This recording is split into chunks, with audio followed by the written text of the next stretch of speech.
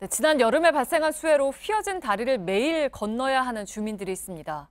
늑장 복구로 아직도 임시거처를 전전하고 출근길을 돌아가야 하는 상황들을 밀착 카메라가 들여다봤습니다. 손광균 기자가 다녀왔습니다. 충청북도 괴산군의 한 마을입니다. 이 다리는요, 이 마을과 도로를 연결해주는 통로인데요. 그런데 어찌된 영문인지 이 통로의 입구를 막아놨습니다. 그럴 만한 이유가 있었습니다. 이 아래를 보면요, 다리와 다리를 연결하는 이음새 부분에 사람 손이 들어갈 정도로 틈이 벌어진 겁니다. 그런데 여기뿐만이 아닙니다. 이 다리를 옆에서 보면요, 기둥마다 나뭇가지들과 쓰레기가 뒤엉켜서 매달려 있고요. 그리고 이 옆에는 교각과 다리가 떨어진 곳도 있습니다. 나뭇가지와 비닐, 플라스틱이 쌓이면서 거대한 새집 모양을 만들었습니다.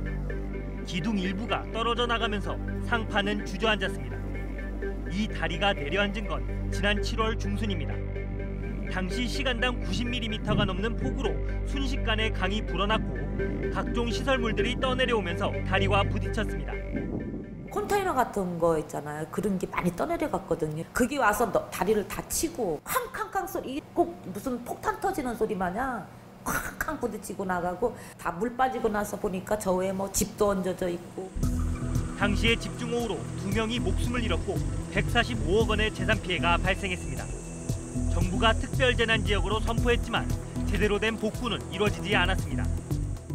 다리 아래쪽으로 내려와 봤습니다. 이 앞쪽 기둥 위에 설치된 철제 난간은 당시 물살을 견디지 못하고 심하게 구부러졌습니다.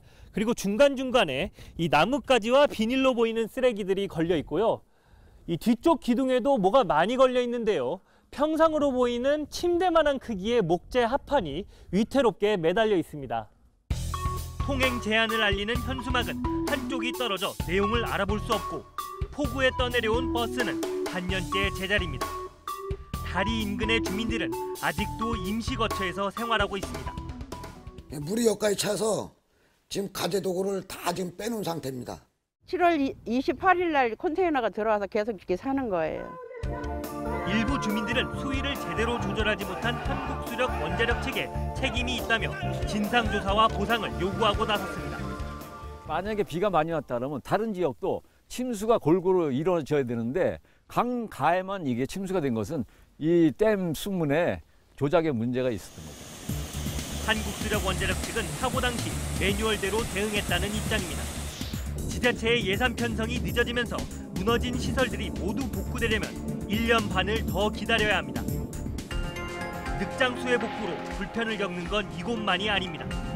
지난해 10월 태풍 치바가 상륙했던 경남 양산시는 다리 4곳을 1년 넘게 폐쇄 중입니다. 임시적으로 차량 통행을 막고 사람만 오갈 수 있게 했지만 주민들의 불편은 갈수록 커지고 있는 상황입니다. 이 길로 못 오니까 저 위에 돌아가야 되고 저 밑으로 돌아내려 올라가야 되니까 불편하겠죠. 하천 복구를 맡은 경남도청은 내년 상반기쯤 공사가 끝날 것으로 내다보고 있습니다. 행정 절차를 거치다 보니까 착공이 7월 3일 날 돼가지고 저희도 뭐 애석하게 생각을 하지만은 이 관련법에 의한 절차를 거치지 않고는 저희가 공사를 할 수가 없거든요. 괴산군과 양산시의 다리들은 빠르면 내년 혹은 내후년 상반기는 돼서야 복구가 완료될 전망입니다. 그때까지 경제적인 손실과 불편, 위험은 고스란히 주민들의 몫이 됐습니다. 밀착 카메라 손광균입니다.